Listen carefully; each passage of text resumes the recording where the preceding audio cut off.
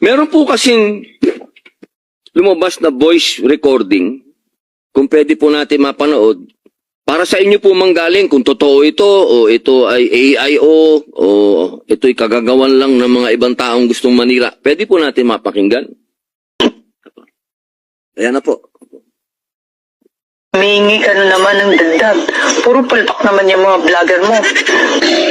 Pasensya na, madam. Ginagawa naman po namin lahat yung mga script na pino-forward sa amin eh. Sinunod naman po namin. Puro nga kayo palpak eh. Puro kayo hingi ng budget. Wala naman nangyayari. Ilan ba hawak mo na class A? Wala po akong hawak na class A. Puro class D lang po.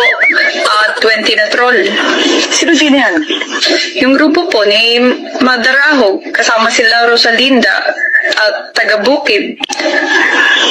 Yan ba yung matandang mukhang gorilla na puro live ang pinagagawa? Yes po, madam. Sila din po yung humingi ng dagdag sa budget nila weekly. Talagang kapos Hindi na daw. kami magdadagdag. Puro naman walang kwentang ginagawa ng mga yan. At puro kayo kabobohan sa totoo lang.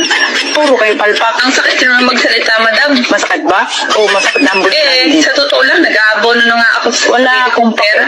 Dahil sa kahingi nito si Madarahog. Wala akong pakialam at problema mo yan. Napakabobo ng mga kinuha mo. Ay, nagsasawa na rin po ako, madam. Ganito na lang. I resign. Starting today. And remind lang po kita. Record din to pag-uusap natin. Shit! Ang sabi po nila, ito daw po ay voice recording ni Yusek Claire Castro. Na daw siya po ay may kausap ng mga vlogger